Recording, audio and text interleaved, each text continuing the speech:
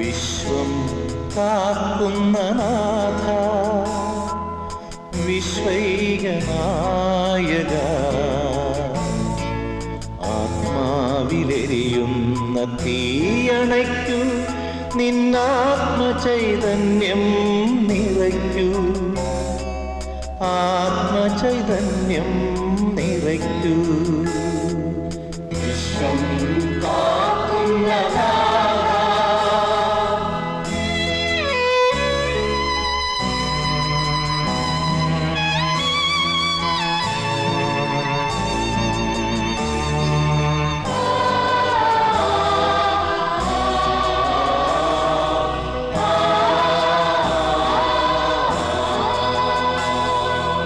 ഇടയൻ കൈവിട്ട കുഞ്ഞാടുകൾ